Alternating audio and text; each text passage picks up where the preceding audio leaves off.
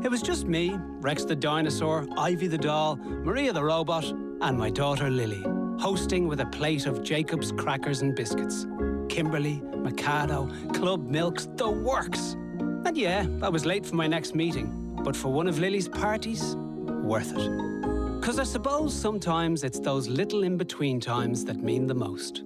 Jacob's, the welcome in-between. The Sunday Papers on Off the Ball. Now, you're very welcome back. So we'll chat through the Sunday papers. I'll give you the headlines first of all. On the back page of the Mail today, well, we have Michael Dignan at the top talking about a very, very tough week for his family and COVID. We'll get to that in a moment. Beneath Michael Dignan, though, running hot, and it's Hugo Keenan. What a thing to score 2 tries in the first 40 minutes of international test rugby. So, running hot. Ireland set up tilt at title as Keenan leads the way in 7-try mauling. Ireland beat Italy by 50 points to 17 at the Aviva Stadium yesterday. Sun Sport then, Hugo will follow. Greenhorn set up Paris Showdown, and then beneath that on Manchester United and Chelsea yesterday, they have Video Nasty as the headline. VAR once again being criticised roundly by everybody. Sunday Mirror have Ireland 50, Italy 17. Six Nations returns with a victory for Ireland as debut boys impress. And then a picture again from yesterday's match at Old Trafford. Man United 0, Chelsea 0. Blues boss Lampard fuming at penalty snub. There was certainly a sense that Harry Maguire was all over as Piliqueta had him in a headlock. You can sort of see the picture there if you're streaming online. Sunday Times then. On the hurling front last night at Croke Park, better late than never for hurling's boys of autumn. This is Dermot Crowe. Dublin beat Laois yesterday 2-31 to Laois's 23 points. So the championship back up and running last night. And beneath that, big picture of Hugo Keenan.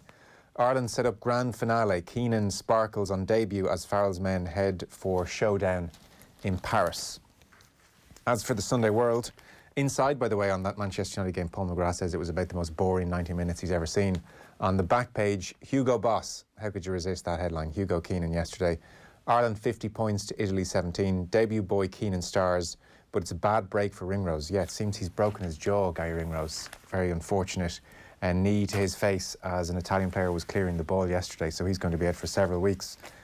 The Sunday Times then, we have Sean O'Brien in the top right corner. His new book is out and it's been serialised at the moment, so they have a quote from that. I had to see a counsellor to get rid of anger with my parents. We'll touch on that later on. And then the main picture is again Hugo Keenan, a debutant scoring yesterday. Paris, here we come. Ireland thrash Italy to set up Six Nations decider against France. And then, now just one other one caught my eye. It's the Observer. We don't always throw up the Observer, but it is quite something really. This is the front page of the Observer, and it's a picture of Marcus Rashford yesterday playing at Old Trafford, but he's very much making headlines in the world of politics as well at the moment. So it's top children's doctors attack Tories over free school meals in the UK. Obviously there's been huge controversy over there because the government have refused to fund free meals for disadvantaged children in England over the school holidays which are coming up.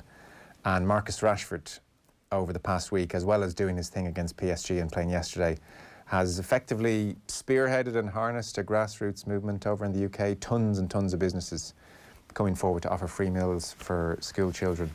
So that was a big part of the week that was. Ryle Nugent, Johnny Ward, great to have you with us. Afternoon, sir. Hello, Joe. Hello, Ryle. How are you, Johnny? I'm not too bad. It's a beautiful, beautiful Sunday, and it's great to have so much sport on. Oh, ain't that the truth? A lot of sport on. Where do you want to start then? I mean, the COVID coverage touches on everything. Obviously, we don't have to spend too long on it. There's lots in the papers today. There's a great interview with Andy Townsend and Paul Kimmage. We'll come to that Sean O'Brien stuff. There's some reaction to the Aviva yesterday, and Ryle, we'll get your thoughts on that. Jim Gavin in the business section of the Sunday Times. We have Raheem Sterling in the Sunday Times magazine, amongst other things. But certainly all of the papers, if they have a common theme, Johnny, it's trying to get our heads around the rights and wrongs of sport, COVID, and where we are just now.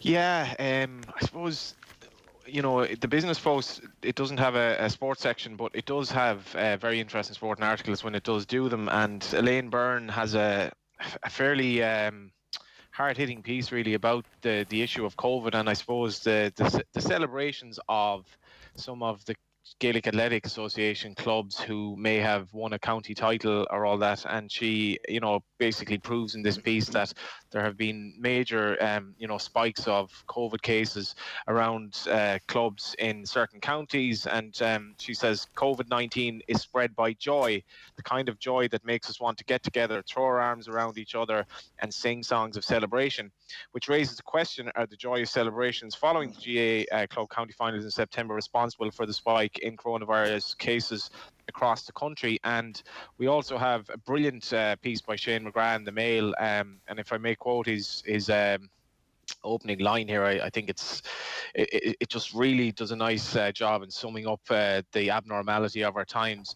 Unremarkable weeks are one more luxury marooned in another time. And I think he's just talking about the fact that we probably underestimate the joy of just having normal lives and weeks going by without kind of the madness of now. But yeah, obviously the situation with COVID and the kind of, I suppose, nervous resumption of Gaelic games is a theme across the papers. And Elaine Byrne's piece in the Business Post will certainly rile people, because there are no doubt some of the club celebrations went completely against public health advice, and players just behaved with abandon, it must be said.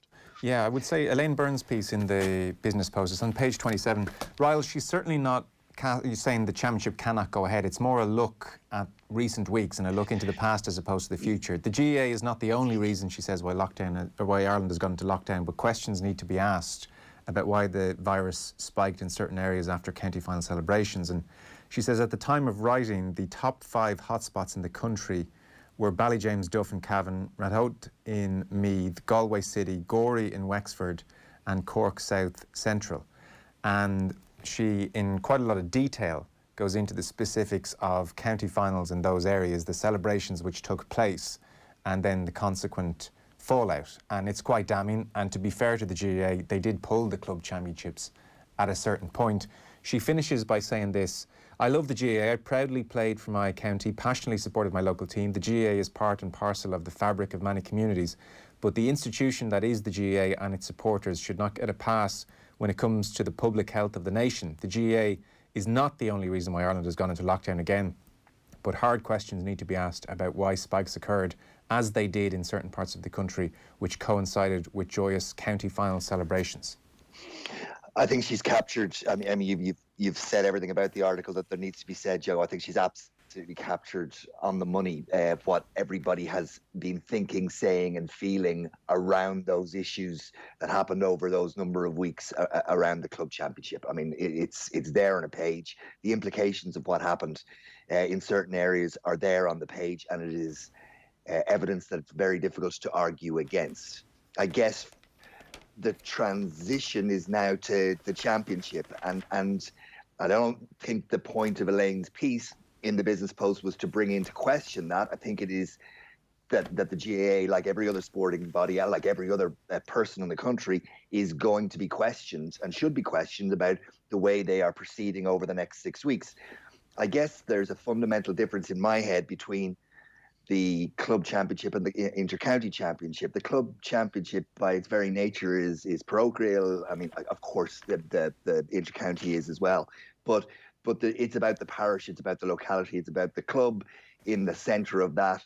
And none of those things around the celebration should have happened. But you can see why and how they did. I guess with the inter-county, if Cork are to beat Kerry in a football match, I can't imagine that the Cork panel are going to be parading down the centre of the city with 500 or 600 or 800 people hanging out of them. And I think there is a fundamental difference here. We're talking about professional amateurs in a professionally amateur setup that is fundamentally different to the club championship. That's my take on it. But it's a conversation that's taking place in every newspaper. I think it's taking place between each and every sports supporter, whether GA is their first or second or third love, and there is merit on both sides of the argument. I mean, you yourself have said publicly you had your doubts about whether it was the right thing for the championship to proceed. I feel similarly. I mean, I'll draw attention to a piece by Dennis Walsh in the Sunday Times today, and Dennis asked the question at the top. He asked the 4 or 5 questions that are being considered. Does the championship matter? How much does it matter? To whom? To how many? And in what order? And he proceeds to go through that question checklist. And we get to the point, well, does the championship matter?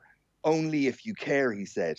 For all the GAA's monumental reach and wholesome charisma, there are plenty of people who are agnostic about the national games and others who are openly hostile to the GAA as an institution. Now, I don't agree with Dennis on that because I care and I'm not agnostic and I'm not openly hostile.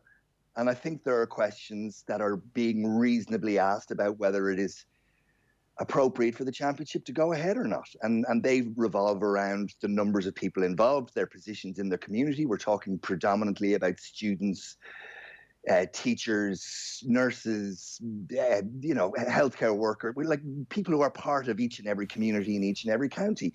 And we're talking about them interacting, and yet they're unequivocally doing it within the guidelines that are set out, but it's still happening.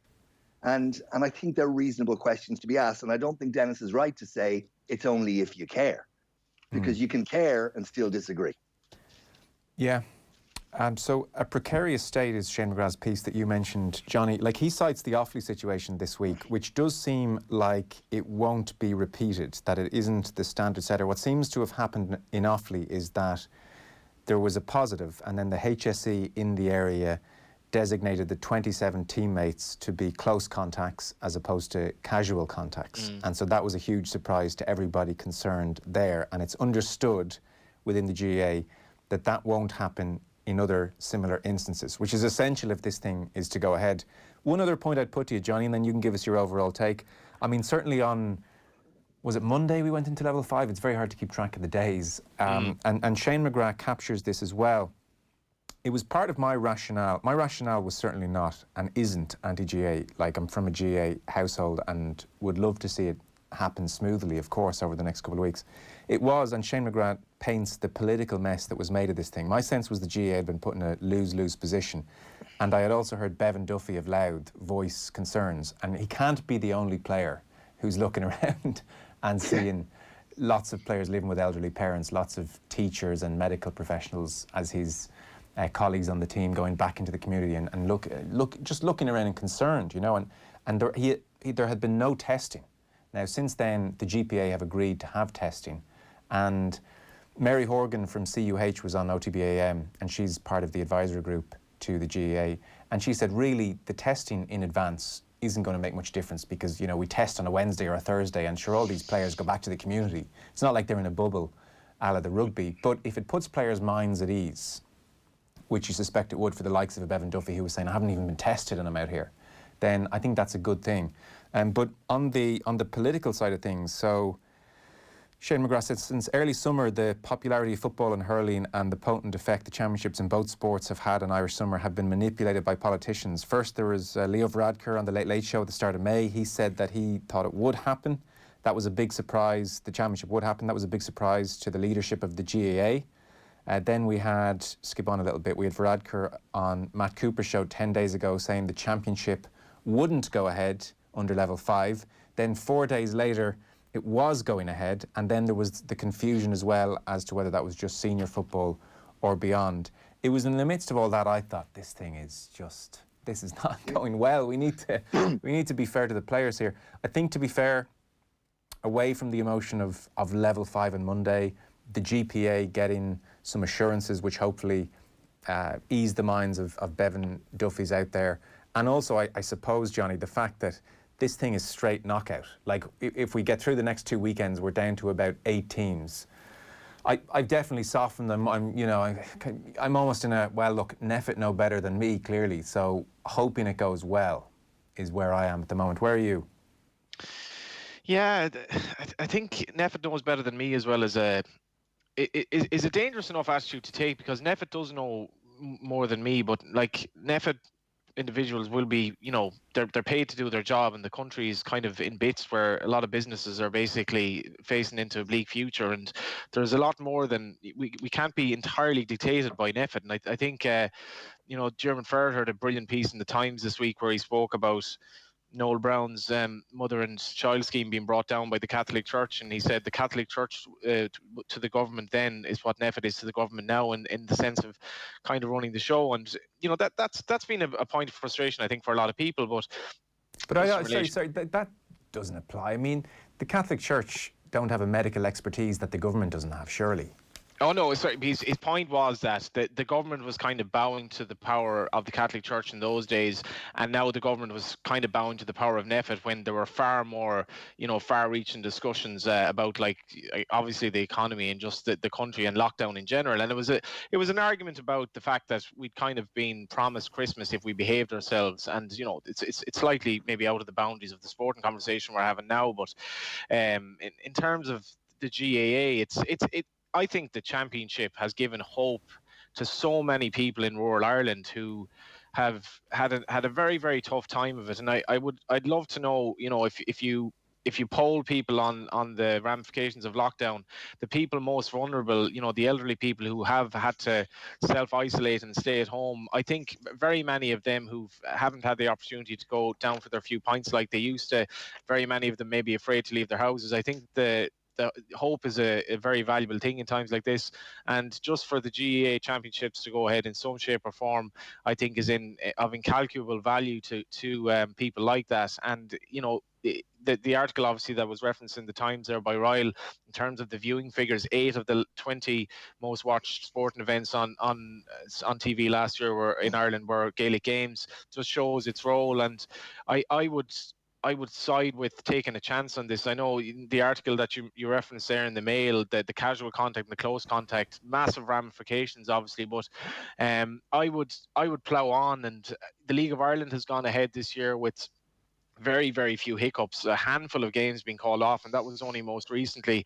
And I would hope that the Gaelic Games Championship, the Abridged Championships that we will have, will go ahead and see where we go. As you say, it's a much, much shorter version, and I hope it happens. I suppose the original point about that Elaine Byrne makes is that some of the club champions just didn't really behave themselves, and there is that, anyone who's from a rural Ireland club will realise that there's effectively a massive bender when you win a championship, and that seems to have happened in a lot of these cases where celebrations got out of hand, and the thought for the general well-being of the population basically went out the window. And I think a lot of the clubs do have to look at the way they celebrate it, and even if you look at some of the stuff you've seen on social media, it was obvious that they kind of did get out of hand. But I'm delighted that the championship is going ahead, and I think we don't have a vaccine for this thing, and we do need to, into some shape or form, just try to live with it and get on with our normal lives as best we can. There's another good piece by Shane McGrath in the Mail on page 73, where he takes a more rounded overview of the entire sporting situation in terms of golf clubs and tennis clubs being told they can't go and be open during this time, and training, all the different issues that have affected sports bodies over the last couple of weeks and days as we headed towards level 5. And he contrasted Simon Harris's dealing with the pandemic at the beginning and Stephen Donnelly's handling of the pandemic now, recognizing that it was far easier in many ways with the shock of what was happening to shut down than it is to handle the complexities of opening up and shutting down again, being a far more difficult line to tread. But he said he pointed to Stephen Donnelly's more relaxed and straight talking attitude when he was pushed in the Dáil around the decision-making on sports closures. And Donnelly said in the Dáil during the week, most sports could make a reasonable argument, and indeed many are, that they're different, and that while all the other sports are okay to ban, their sport is okay because it's safe and it's unique and it's different. I hope the deputies appreciate that we simply can't go down that line, because then where do you stop? There, at last, says Shane McGrath, was plain talking from within the offices of power. While international rugby resumes today, and the GAA and the FAI plough on,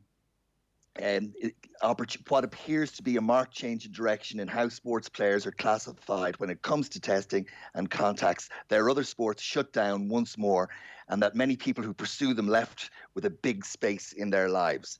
And that for me captures the whole thing. You know, there is a lack of consistency, but it isn't just in sport, in the way that this entire pandemic has been handled from the very outset. For lots of people can see holes in the way that their lives are affected and others aren't. And I think that's just the way it is because of the size and the lack of experience we collectively as a country, or indeed as a world, have of dealing with this situation. Yeah, we're dealing with blunt instruments at the moment. That's just the reality. And Shane McGrath makes the point at the end of that piece, and the headline is "Genuine Reasons for Anger at Bumbling Directives."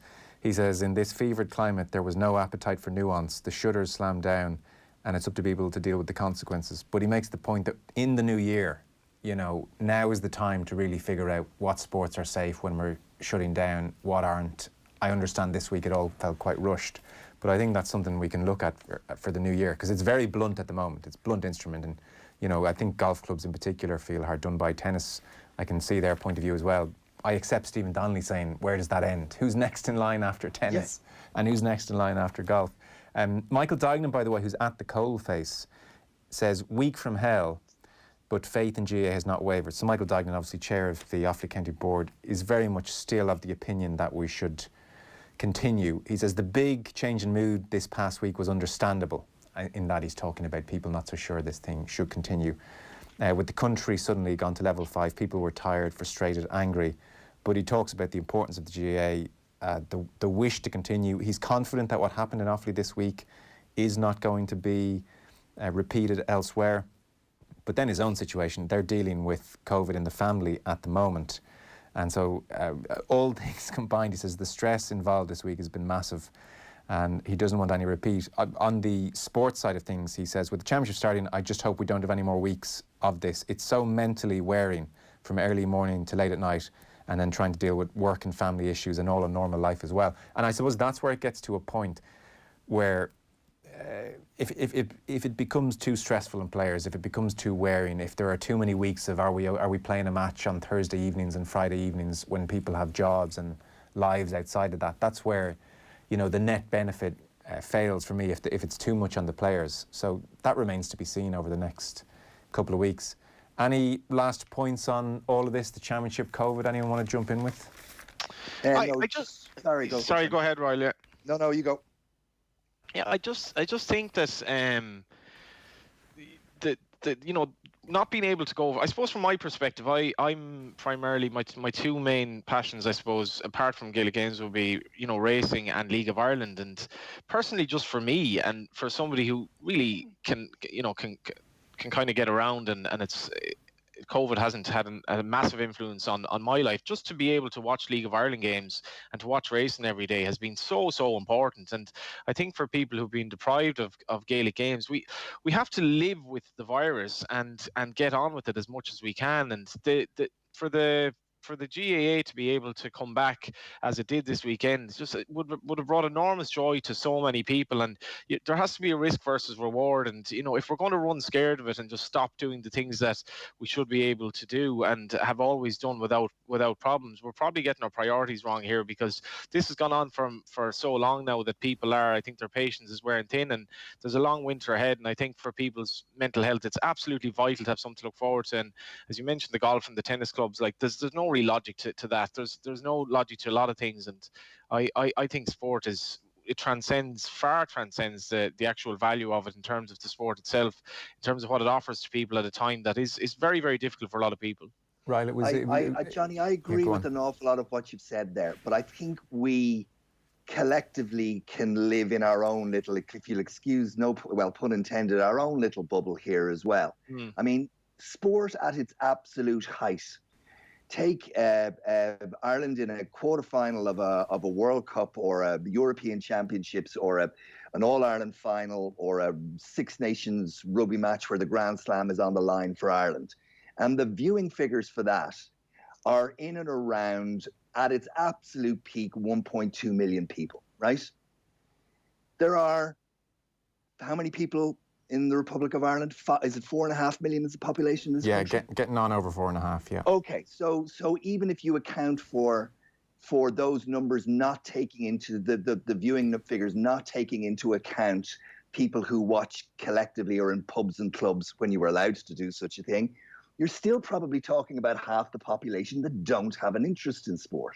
And they have things that they believe, and rightly so, that have been taken away from them that they look forward to, that mark and manage their lives, give them something to hold on to that are meaningful to them.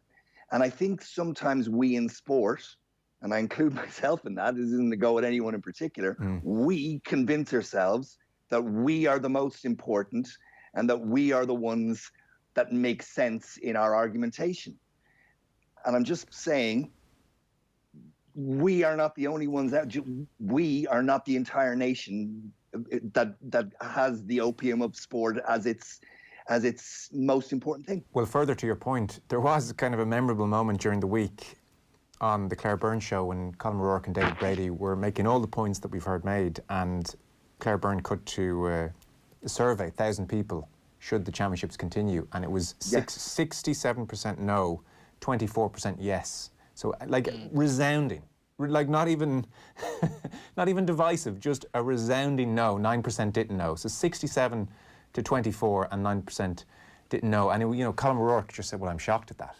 I just find that that's like. We're all in our bubble. We're all in our bubble. We're all talking to fellow sports fans. But actually, it was an interesting view from the country. There is an echo chamber to it for sure. Yeah. I find those figures staggering. I mean, and that's not because if you have no interest. It was the night of level 5. I think that was a really tough night for people for sure. Like I was at my most cautious that night as well. I was thinking, hang on here, if we're going into level 5 here, we need to.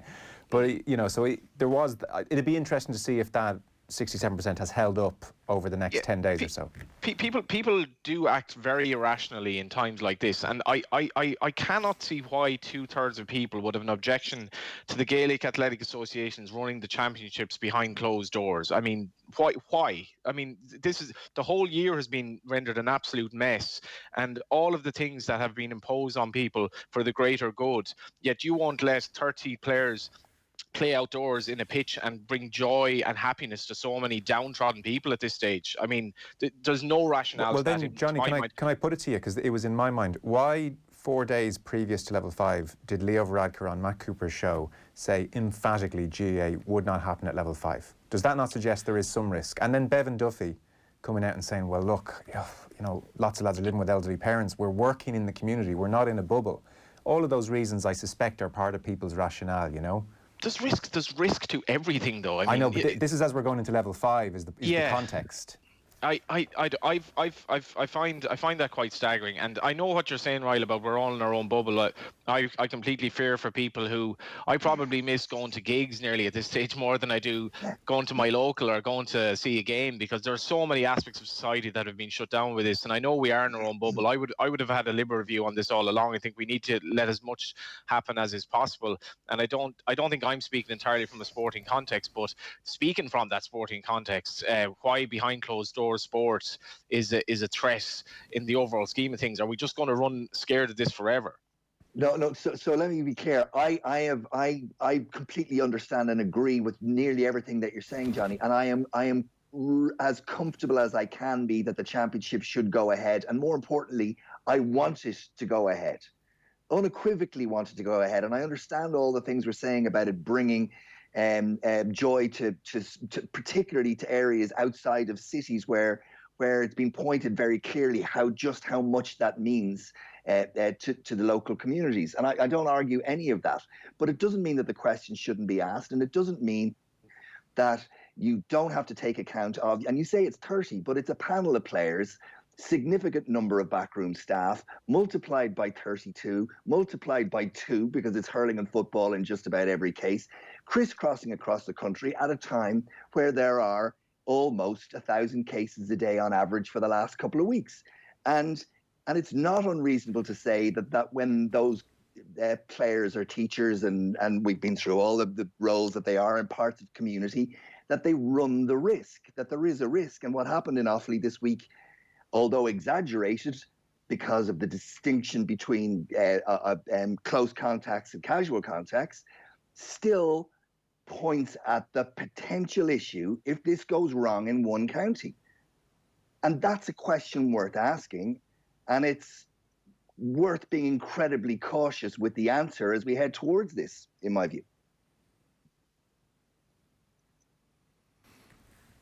Obviously, that's enough. Sorry. That sounds a bit preachy.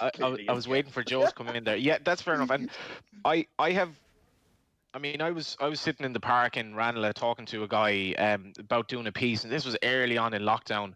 And a guy came up and he said hello to the fellow I was with, and two of his kids had cystic fibrosis, and that just gave me a perspective that, you know, when I would have been fairly hardline that I thought lockdown was wrong, and I resented the fact that certainly the second lockdown I'd have serious issues with. But for the individual player who's in a special situation, that he or she maybe has elderly parents, or he or she has kids that, you know, might even have a pregnant wife, there are individual circumstances I realize are very tough, and I would hope that, you know, players would be treated with the utmost respect in terms of if he or she did make a decision that I'm not comfortable with this.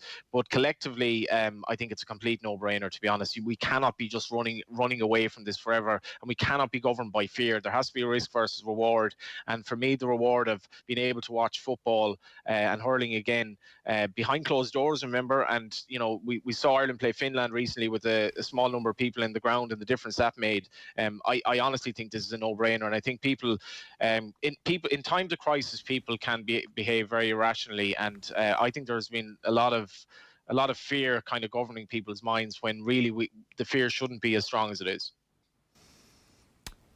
Yeah, I think it's Shane McGrath says the days of consensus are gone on this, and that's just where we are. And there's a hindsight element. We're just not going to know until this thing plays out. I mean, this could run so smooth. This is why, I mean, I made the point during the week, the government have kind of put the GA in a lose-lose position by not taking it out of their hands a little bit with level 5, but they're taking the best advice, they're allowed to carry on. This could all run so smoothly. I mean, it really could, the way the protocols are being followed and the number of teams who are being knocked out with each passing weekend, and we dwindle very quickly down to just a handful. Or we could have, you know, you don't want to say something like, chaos is the wrong word, but this could be incredibly stressful for all concerned, and we're not going to know. So, I agree. I think the questions are very valid. And yeah, but as I said, Joe, the League of Ireland campaign has gone ahead since.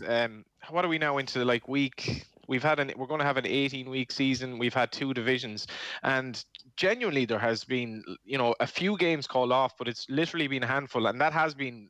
Admittedly, that has been more recent. We obviously had Jack Byrne being a high-profile case, but if the League of Ireland is any example, and there were a select number of crowds at some games, there really has been hardly any kind of a negative reaction from that. So I think hopefully that's probably something when I was just talking on Twitter today about the coverage of League of Ireland today in the papers. Malachy Clerkin got back, obviously Malachy from the Irish Times, and he said the League of Ireland deserves credit because this has just gone ahead behind closed doors and no fanfare, and it's done a good job, and we should be proud of that. Yeah, the League of Ireland will give you great hope that the next few weeks go smoothly, to be fair. There's a couple of people making this point. For instance, Noel Lacey on Twitter on Dermot Ferriter's comparison. He said, comparing NPHET to the Catholic Church is straying into apples versus pears territory. The Catholic Church endorses an ideology. NPHET are talking science and facts, says Noel in Carlow. Let's park COVID for a moment and the GA. Thanks, Joe. I'm with you. Let's talk the real world. You texted Johnny and said that the Paul Kimmage chat with Andy Townsend was a beauty. I think that was the word you used. I think I said it was a thing of beauty. A thing of beauty, yeah. I was minded during the week, Joe. I did the Dublin, the History of Football tour with Aidan O'Riordan and Gary Cook, and it was a wet night. I think it was the night of lockdown was brought in, so it was a real kind of Blue Monday feel to it. And I passed the first place I lived in Dublin, and it's sad to say it was actually 20 years ago, but the house directly looks opposite Tolka Park. And I just gotten mad into the League of Ireland at that stage. But one of the things I do remember was, you know, being voraciously interested in journalists that I kind of wanted to maybe, I don't know, that I looked up to at that time. But I remember distinctly taking note of Paul Camage'S style of writing. And I remember being in that little bedsit reading a piece he did with Paul McGrath. So that must be the guts of 20 years ago. So Kimmage in this piece with Andy Townsend, he starts it off in I suppose when I was just studying journalism at that time, and you were told to grab the reader early on in the piece if you could, and Kimmage does exactly that. He says, a chunk of my formative years as sports writer were spent inside Andy Townsend's head. When we first started working together in 1992, a go-to column for the Sunday Tribune, he had just succeeded Mick McCarthy as captain of the football team in 1994. The column became a book, Andy's Game, the inside story of the World Cup. So it's fair to say we go back a while, and that I've always loved him, which is not to say that I've ever known him. And, if you wanted to, have one article that basically merited buying the paper alone today, or any paper, this piece with Andy Townsend is absolutely beautiful, because it's a two-piece spread in the Sindo, and it works in so many layers that you don't expect, dealing with his anger at the way the Irish football team was viewed. And he says, so the text message was a surprise. So Andy Townsend gets in touch with Kimmage. It was a Monday afternoon in July, 2 days after he had learned that Jack Charlton had died. Hi, Paul. Hope you're well. Sad day. I'd like to speak to you about doing an article. I'm fed up reading about this crude prehistoric game we apparently played under Jack. Too many of the Irish journalists in particular continue to reference this. I think it's unfair. We were a tremendous team at times and exceptionally difficult to play against. Never mind beat. Perhaps I'll call you later. Thanks, Andy. But then and Andy Townsend is deeply involved in the new Jack Charlton movie, which I can't wait to watch. But it turns out there's an awful lot more to it than that. And I think both of you read the piece, and it's just a beautiful, beautiful piece of journalism that goes way beyond sport. It does, absolutely. I mean, in broad terms, and it's so long you can't get into all of it or cover all of it, but in broad terms, Andy Townsend's father, parallel to Jack Charlton suffering with dementia, was also suffering with dementia, and they passed away at this year, not too far apart from each other. And it turns out, they played against each other, which is like a shock to Andy Townsend when he finds out. And Paul Kimmage at one point says to him that he can't believe he never asked Andy if Jack and his father had played against each other. Andy Townsend's father, Don, played for Charlton, and Andy says, how do you think I feel? I never asked them.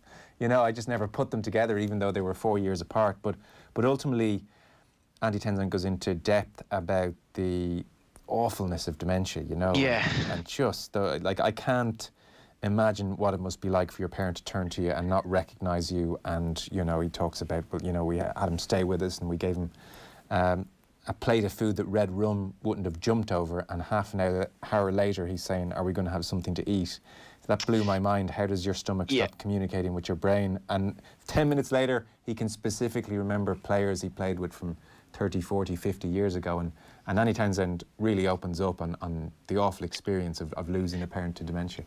Yeah, that's the thing as well, that recollection with such clarity as if it happened, 2 hours ago, of something that happened 5 decades ago, but no recollection of something that happened 20 minutes ago, and dealing with that. And he talks of, he says, we'd visit him. I'll make you a cup of tea, he'd say. What have you been up to lately? I tell him. You're Roy, aren't you? No, Dad, I'm Andy, your youngest son. Yeah, of course you are. Roy's my brother. Half an hour later, you're Roy, aren't you? And then he says, yet amongst the sadness, the heartache, there's a side of it that's comical. And this reminded me of my grandmother, because my grandmother was basically senile when she was passing away, and it was very, very tough for my mother to deal with it. And my grandmother was always talking to her parents as she thought they were, and her mind had gone. And I was young, and we kind of half saw the funny side of it, but as you grew older, you recognized how tough it was. And as much as it's so tragic, you do have these dark moments of comedy, where I remember my father brought what was his mother-in-law to her parents' graveyard, and brought them to the gravestone and said, now do you see it, they're dead. And my grandmother replied to him, yeah, but that was the first time they died. And you're just there, and you just shake your head and just say, this is at once somewhat comical and at once absolutely tragic. And when John Hume basically disappeared out of the public sight because he had dementia for so long, it was such a sad conclusion to an amazing life, and it's almost you're afraid to approach it. And Andy Townsend deals with that very well in terms of the Finding Jack Charlton movie. He says they dealt with that in a very sensitive way, because he has to approach John, Jack's son, and say, we want to confront this, because you can't do a legacy of a person without confronting the end, and the end is grisly. It's dementia, and they did it in a beautiful way. But the parallels then between Andy's dad and the fact that towards the end they find out that they've a photo of the two of them having played in the same game, and both of them succumbed to dementia. And if Jack weren't a father figure to Andy Townsend, they had a very, very special bond. And it's just the whole piece itself, it's like something out of fiction. It's just absolutely beautiful. And I couldn't but help feel, even my own father of late, he sort of got getting out of the cattle. And one day recently we went down home and we sold some of the cattle from a field that I've been visiting for years, and just that sense of sadness when you're moving on. And he references the fact when his dad couldn't drive anymore, and how hard it was for him to deal with that and accept it, and how difficult it was in the family. And just some stunning pieces, and Andy Townsend just comes out so well in the whole piece, I think. Ryle, I'll come to you in just a moment. I should just say, here at News Talk, we're taking a short ad break, and we're going to pick up with the Premier League commentary on the way. The first live game of the afternoon, that's Southampton-Everton. So, short break here on the radio, but we're continuing with Ryle Nugent and Johnny Ward on all our social channels. And we can do that just now. So, Ryle, this piece with Andy Townsend? Yeah, I have to say from the outset, I am not the biggest fan of transcribed interviews. I think they have their place every now and then, but I'm not the biggest fan of them. It's just a style, and it's my own personal to my own personal taste. Having said that, this is a superb piece, and it is one of the cases where a transcribed interview absolutely works on just about every level. It's structured really well. It's basically broken into 4 different parts, and part 1 is just a general chit chat. 2, it's about Jack. 3, it's about his dad, and then 4 is about pulling the whole thing together. And it is a long read, but it's worth every minute you're on it. And I can't say enough about it. Johnny's covered it off perfectly. It's a really, really good piece. The last where he pulls it together. Well, where Paul Kimmage says, here's a question. Your dad was 89 when he died. Jack was 85. Do you think they might have ever played against each other? Townsend says, you're not going to believe this. 3 weeks ago, my sister sent me 2 photos of an old match program her husband had just found going through his dad's stuff. Gary found this. I glanced at it and thought, oh, that's nice. Then I looked at it again and nearly fell over. The first was a photo of the cover, Leeds United versus Charlton Athletic on the 19th of August, 1961. The second was a photo of the teams. The number 5 for Leeds, Charlton. The number 3 for Charlton, Townsend. Really, really, really lovely. I know, and there is that funny exchange where Paul Kimmage says, how did I never ask you that before? And I can, I won't, but Andy Townsend says, F that. How do you think I feel? And he says, Paul, and can you imagine all the times he's probably chatted with his dad, or times he has spent with Jack Charlton, to not say to either of them? Did you come up against your man? Yeah. And Paul says, so how do you explain it? And Andy says, I don't know. There were only 4 years between them, but for some bizarre reason, it just felt like 10 to me. Jack liked to fag, he liked to drink, he liked to tell people to F off. My father was the complete opposite. Subconsciously, I never put them together. But why wouldn't they have played against each other? It just never dawned on me. Paul says, it's kind of maddening you never asked them. Andy says, it's a shame. I'm actually embarrassed. You get so wrapped up in your career and consumed by what you're doing, you never see the bigger picture. My dad and Jack Charlton played against each other. How great is that? So yeah, it's a beautiful piece. Andy Townsend looks fantastic, by the way, doesn't he? 57. My God. And he's a grandfather. Aging like a fine wine in this picture. The blue eyes. I know. The football related part is quite interesting as well, because as Paul sort of alludes to, the initial bit about him kind of raving and ranting about the Irish media's take on the Jack Charlton football team was something of a ruse, really, because that wasn't really why he wanted to talk to Paul. And then he says, the first time they met, hello, son, welcome. We'll do things our own way, but as long as you play by the rules, you'll enjoy it. And this is when he meets Jack. And that was it, short and sweet. But what he was really saying was, as long as you do what you're effing told, you'll be okay. And earlier he says, I think he took to me and trusted me as a player. And I'm not casting aspersions here, but because I was always prepared to sacrifice my game for the sake of the team, in which he's sort of tacitly acknowledging that he was playing in a team that didn't really play the style of football that would have suited him. To Matters Rugby. Ryle, you were at the Aviva Stadium yesterday. Johnny, I know you're getting used to League of Ireland stadiums being empty, and actually we should touch on the League of Ireland coverage in a moment, because I know you thought there should have been more for sure.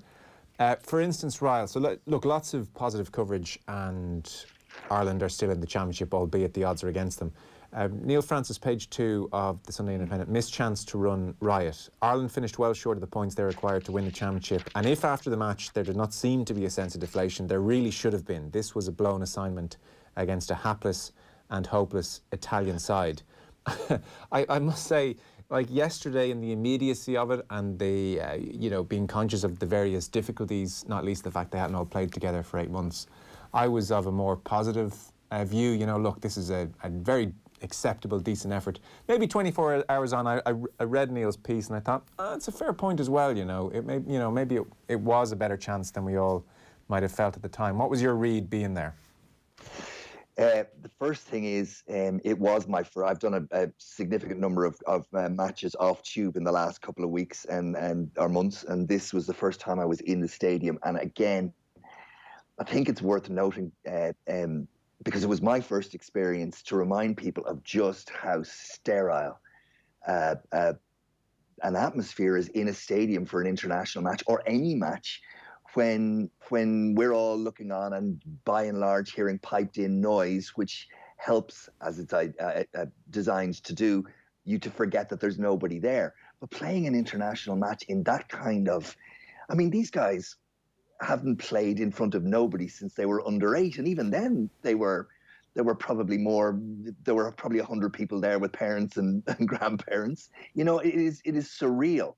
And I said it to Dave McIntyre before the game. Dave was obviously there for Virgin Media, and he said, look, the horrible thing is we might have to get used to this for the foreseeable. And it means the players are going to have to get used to it for the foreseeable. And I know they've had to do it at club level, but at international level, it seemed it was a genuine shock to me, even though I was expecting it. That's the best way I can put it. I can imagine. I look forward to asking Hugo Keenan if he heard Ryle Nugent commentary in his head, or maybe just literally. And what about Neil Francis' point then? I think Neil Francis's point is reasonably well made. I would be somewhere between where you are and where he is. I think the 8 months out, the first time back together, the playing in the atmosphere that they were playing in, I think that the consolation of the final try by Garbisi is probably a point worth highlighting, because I think New Zealand wouldn't have let that happen. South Africa wouldn't have let that happen. England wouldn't have let that happen. And that is the rarefied air that Irish rugby wants it to be in. And maybe a Joe Schmidt team wouldn't have let that happen. Who knows? They did win a championship on points difference. It does happen. But I think the consolation of the try at that point, where they were trying to build more, I said it at the time, like it was a sucker punch. And it kind of put a bit of a dampener on the rest of the performance. I think I don't see them going to France and getting a bonus point. Do I think they can go to France and win? Yes, I do, but I think France are a very, very different proposition now. I don't think they're going to be nearly as flaky or up and down as they have been over the last decade. I think the appointment of Sean Edwards as the defence coach in France tells you everything about where French rugby is right now and where it's about to go. And they've got the next World Cup at home, and they are not going to mess about. And I think Ireland going there and winning is an enormous ask. Going there to get a bonus point win, no. Did you have fake crowd noise pumped into your cans? I did, yeah. Okay. I'd say what have you made of that, Ryle, actually? It's funny, I did a match off tube last week, Treviso against Leinster, Treviso against Scarlets, and I had no match effects, and I actually preferred it because you could hear the players, you could hear the referee, you could still hear. I guess for commentators, my view on them, whether it's soccer, rugby, GA, or otherwise, it's their job to get to the pitch of the game. The crowd unequivocally helps you get to the pitch of a game, but I think it's incumbent on the commentator to get the pitch of the game, and taking away the risk you run of hearing a lot of expletives. I think it's really engaging and interesting to hear what's going on a pitch, whether it's a rugby pitch, GA pitch, or soccer pitch. It doesn't matter. And I'm interested to see what happens over the next couple of weeks, because from what I can understand, Sky are talking about pumping in crowd effects for their GAA championship matches, and RTE are talking about not doing it. And it's going to be a pretty stark contrast. And it'll be interesting to see where the audience or how the audience feels about it. There's a text in, by the way, saying it was great to hear intelligent, respectful, nuanced disagreement on the issue of COVID and GAA, lads. Well done. There you go. That's you two having a very mature discussion. We can agree to disagree sometimes on different things. Of course we can. Johnny, you, for all the rugby and all the other sports, you felt, given what had happened this weekend in the League of Ireland, it was, short-served? Yeah, I mean, I've probably been talking about this maybe for too long. Just to start, I think the League of Ireland gets adequate, if not more than adequate, coverage in the media. I think the tabloids do a brilliant job, and generally the dailies do fine. For some reason, as is kind of was pointed out by a few Pats fans and a few others, after my tweet today, just given out about the fact that neither the Sunday Times nor the Sunday Independent has any reference on its front page to Shamrock Rovers winning the league or Cork getting relegated. For as long as I've been around, anyway, the Sunday papers have terribly bad coverage of the League of Ireland. They might point out the fact that the timing is kind of wrong, in that there aren't really games on a Sunday anymore, and a lot of the games are Friday night, which isn't really newsworthy on a Sunday. I don't think that really washes though. Like, the papers have big reports from the Liverpool game last night, which in the overall scheme of things isn't all that relevant. Liverpool beat Sheffield United in a game. Big deal. There's a massive match report in that. The Shamrock Rovers getting winning their first league since 2011, and Cork City getting relegated. And also the fact that, for example, Cork City have a vote on Wednesday as to whether the club, which has been fan-owned for some time, should be sold effectively for €1, and it's going to be potentially taken over by Preston's owner. This is a massive, massive story, and you could have a major spread on that you don't have to be interested in the League of Ireland to wonder why a fan-owned club, why Cork City, who are regularly getting into Europe and winning titles and winning cups, have now gotten relegated in no space of time at all. I'd like to read about that. I'd like to read of the story that Shamrock Rovers have done, the unbelievable work they've done at an underage level, why Jack Byrne came back, and this is one of the best League of Ireland teams I've seen without a shadow of a doubt. And as much as they did win the league in sort of, pardon the pun, maybe behind closed door circumstances, I don't really see why the Sunday papers have so little interest in our own game here. And I would laud the Sunday Times till the cows come home for the role it played in bringing down John Delaney in the FAI. And there's a page for page 3 story in the main part of the paper today about John Delaney as well, which is obviously quite interesting. I would take it to task on the fact that its coverage of the League of Ireland is so bad, and I just can't get my head around that. I think Shamrock Rovers deserve more than to be relegated to some sort of a small little aside in the middle of the sports sections in our two relevant broadsheets today, in my mind. Ryle, a similar point. Michael Foley on the back page of the Sunday Times is talking about the 20 by 20 campaign, which has concluded, I suppose, but the ethos behind it very much continues.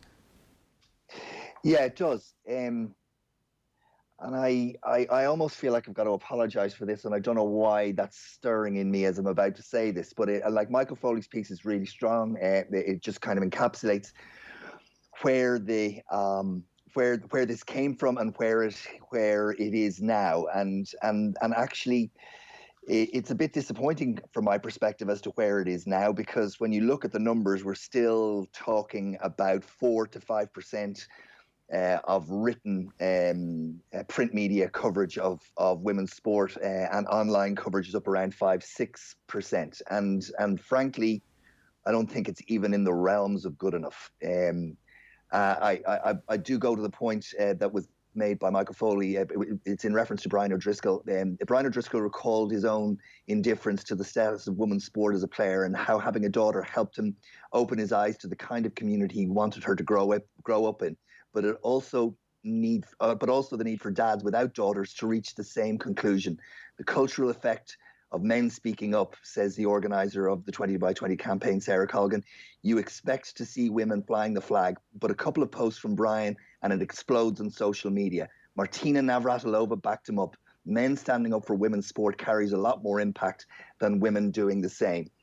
And I think that's the central point.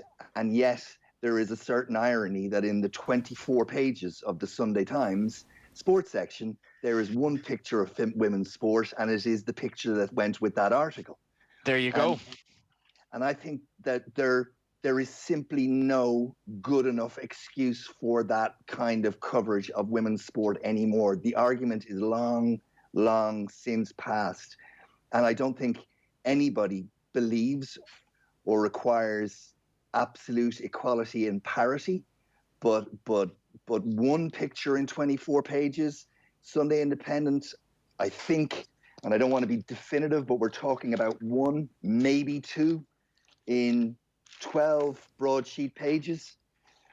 I haven't counted I didn't have a chance to count the numbers in the Mail or in the Sunday World, but they are really small numbers. And then the argument will be made back, oh, the interest isn't there, and I just don't accept that anymore. That if you don't positively discriminate in some shape, manner, or form, then you are not going to have any chance of improving what is an issue that just hasn't been dealt with adequately, in my view.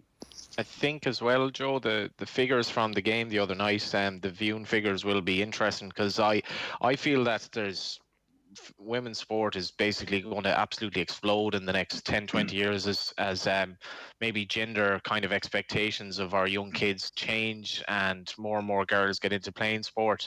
But I've noticed certainly, and I think online, in terms of RTE online, the likes of the 42, they're giving huge coverage, I think, to for example, the Irish women's football team, and their game the other night got I thought got very good coverage. And I think there's a revolution in place in terms of sports from girls right up, and I think the audiences that Gaelic games have gotten in terms of All-Ireland finals is astoundingly positive in recent years. But it's a massive growth area, and I think Ryle's point is very well made there about that one article and that one photo, basically kind of bemoaning where we're at, but kind of also summing it up at the same time. Yeah, and look, Joe, I go back to the comment that's made by Brian O'Driscoll. We talked about talking in an echo chamber a couple of minutes ago about the COVID and about, we're in a bit of an echo chamber here. Women talking about the improvement around women's sport. That moment is gone, and O'Driscoll's right. It's up to people like us and others throughout the sports industry to say, okay, you know what, enough is enough now. We need to be proactive in this area. We need to make the wrong right, and we need to stop blooming apologising for it and call it out when we see it. And what's going on in the Sunday papers this week, by and large, every week, is not good enough. Yeah, can't argue. Michael Foley does point out, by the way, research was undertaken by Nielsen, and it showed coverage of women's sport in the print media jumped 53% in 2 years, the 2 years of this campaign. And I thought, wow, that is great. Yeah, that's impressive. It's jumped 53%. And then he continues, that still amounts to just 5% of total sports coverage across the board, capturing, and Michael says, the poverty of the situation in 2018 and now. He says online coverage increased by 40%. That still represents just 6% in total. So I'm not surprised that low, but it's amazing the extent to which it's jumped, and also the extent to which it's had such little effect on the overall number. It's jumped and it's negligible. Negligible, yes. Look, yes. I think it's worth, I'm going to leave it at this. Will Connors played 7 for Ireland yesterday and was talked about in glowing terms, and he really was terrific on debut. He was absolutely fantastic. Claire Molloy played 7 for Ireland last night in Energia Park, and I'll challenge anybody to go and watch a 7, as pure a 7 as Claire Molloy playing rugby. I don't know one. Will Connors is a pure 7 as well, but Claire Molloy doesn't get the recognition that she should get for what she's done and how she's done it, and it's because people do not know enough about her, do not watch her, and are not drawn to her. And the next time that Ireland are playing a rugby match in the women's side of the coin, I challenge anybody, go watch it and go watch Claire Molloy, because if you like your rugby, then you should be engaged and entertained by her. Also, just showing in terms of quality as well, when I would have started covering Gaelic football, sort of the Galway ladies team, maybe a good few years ago, and I wasn't really sure what to expect in terms of the quality, and you probably have preconceptions. It's a bit like the Premier League fan who hasn't been to a League of Ireland game might have preconceptions, but I enjoyed the games almost straight away. And I think if there are lads out there who will turn on an Ireland football or an Ireland rugby game from the girls and watch them and say, oh, it's just standards not there, you got to give it a chance and you got to allow it to grow, because it's coming from such a low base where it's really only sort of taken off in recent years. And some great stories recently about, women who are way ahead of their time in terms of sport and all that. It needs to be supported. It needs time to grow, and the improvement in quality, I would predict, over the next 20 years. In 20 years' time, you'll watch an international game. Ireland will be playing hopefully in the Viva Stadium against the top team, and you'll barely notice the difference. It'll be that good. I genuinely expect that. Yeah, 100% agree on that point for sure. So, with a view to trying to wrap all this up pretty soon and let everybody get on with their Sundays then, I mean, as a selling point, if I was to say at the outset that we would find out what Jim Gavin's favourite movie is... or that he read Homer. That alone, I think, would, pique people's interest. So we do find that out on page 5 of the Sunday Times business section. It's on the business section as opposed to sports section. He's promoting a seminar he's doing very soon. So I threw it out to the lads in the office and they all guessed Top Gun, which is quite the thought. It turns out Jim Gavin's favourite film is The Snapper. And as you rightly say, Johnny, favourite book, The Odyssey by Homer. So, I mean, The Snapper and The Odyssey, that's a hell of a weekend in. In short, he's talking about his military training. And, there's tons of nuggets in this. For instance, this is just a quote from Jim Gavin, and you knew this was going to be an interesting piece when it started with this. A platoon is 3 sections of 8 soldiers. 3 sections, 8 soldiers. Okay. On the battlefield, I cannot control their thoughts. I only give them my intent. They won't rise to the level of my expectation. They will fall to the level of preparation and training that I have put into them. I learned that from a very young age at cadet school. All Ireland final day. You're a point down and a man down with 5 in a row on the line. How well the team will perform is how well they have trained and how well they have been prepared for battle.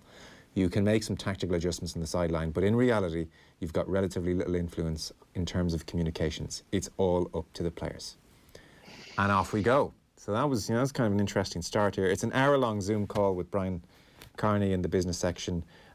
He plucks... Brian Carey, yeah. Carey, excuse me. Sorry, Brian Carey, excuse me. He plucks, Jim Gavin, various titles from his shelves. Biographies of Abraham Lincoln, Napoleon, the commentator Daniel Pink, psychologist Douglas McGregor, Daniel Gilbert, Viktor Frankl is there as well, the management guru Jim Collins. Turns out he was obsessed with American football and was buying magazines with his pocket money, American football magazines, that is, and he used to listen to NFL matches on the radio at his base in Germany when he was getting started in the army. There's loads of stuff like that in it, Johnny. I think you picked this out. This grabs you.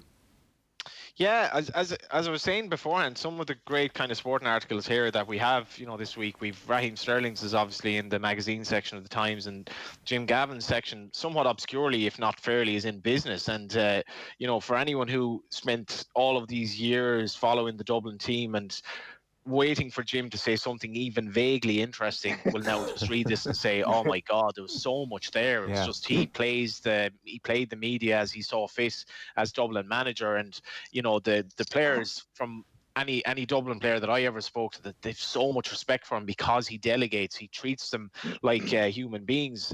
Leaders don't get results. The people they lead do, he says. I didn't win 6 All-Ireland titles. I won one in 1995 as a player. The players won 6. And he said then at the end, I felt from a family perspective it was the right thing to do when he left the Dublin job. The team needs to grow again and be stimulated again. And you can imagine just Dessie Farrell, the job of taking over from him, because he's just such an impressive guy. The contradiction and the complete paradox of that little bit at the bottom, or favorite film, The Snapper, favorite book, The Odyssey by Homer. This man is an enigma. He's a deep thinker. He's a very impressive guy, and it's a great piece. It's obviously in relation to this Sunday Times sponsored thing that they have, and it was over an hour on Zoom. But he seems fairly unfettered in the way he speaks, and it's great stuff. You do really, I think, get a good feeling for the man, and just how talented he is and how he delegated. That I think that's why he was a good manager. He was probably, maybe he wasn't a tactical genius, maybe he was, but it was the fact that he trusted his players and he let them. He didn't dictate to them. He allowed them to kind of do their own thing, and they gave him back in return.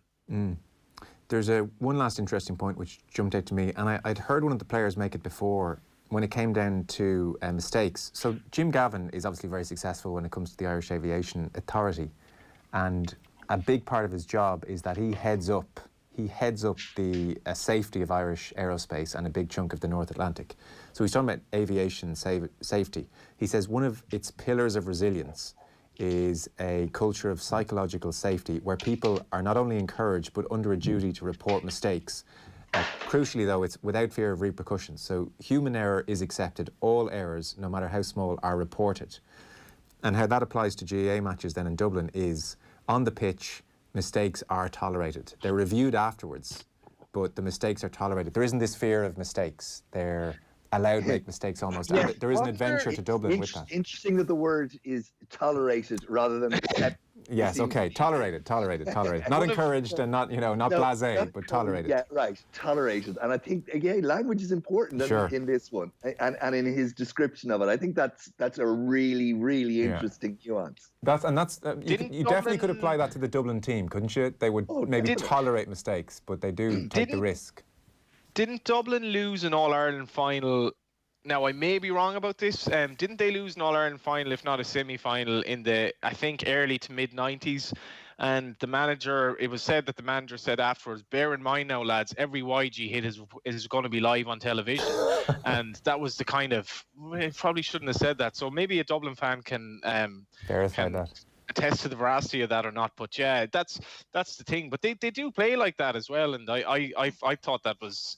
I just think it's one of the best things you'll read in the paper today to get inside his mind, because I think he does speak quite freely, and he's a very impressive man. You can see why the players would have bought into him. Yeah. Has anyone read The Odyssey by Homer? No, but I've watched The Snapper. Yeah, well, I figured culturally we could manage that. Yeah. I'm disappointed. Yeah, I was also asked, have I read Ulysses and have I read this and that during the week? And yeah, I'll have to get down to it, Joe.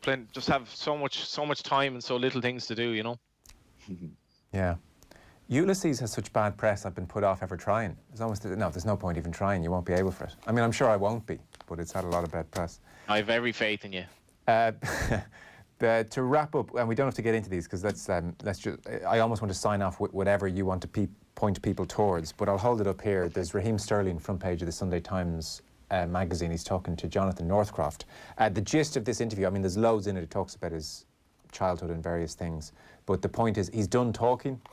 So he was on Newsnight for 21 minutes, and Northcroft says, when had a young black Briton ever held the floor for that duration on the flagship programme before? But interestingly, afterwards, Raheem Sterling called his agent and said, I'm done talking.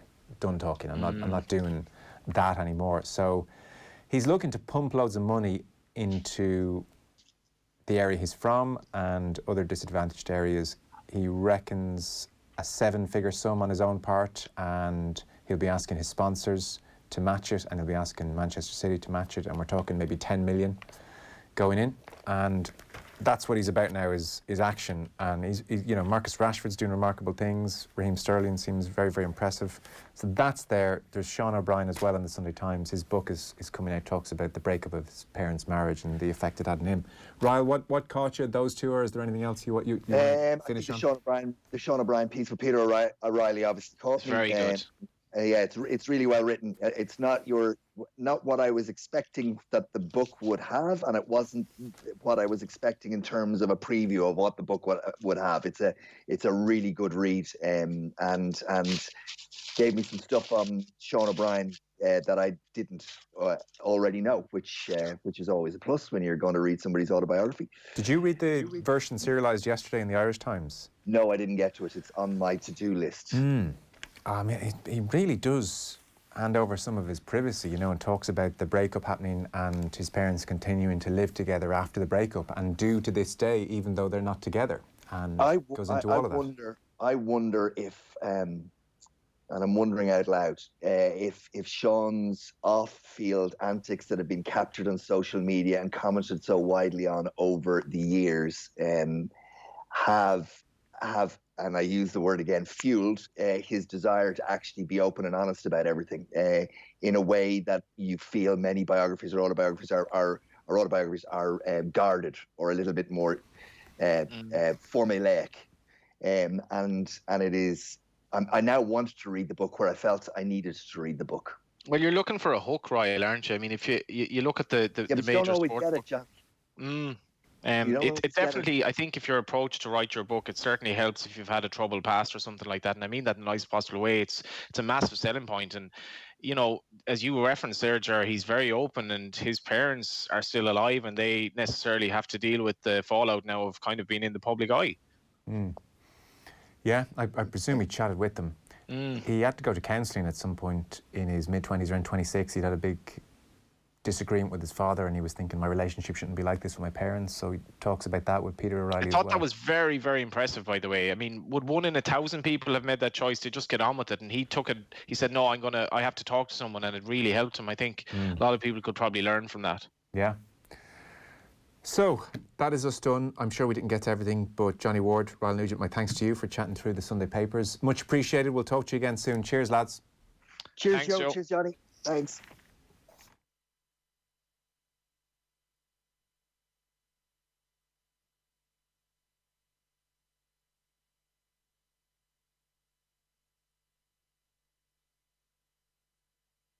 Wind in their sails after that late equaliser against Chelsea, and so it's proven. It's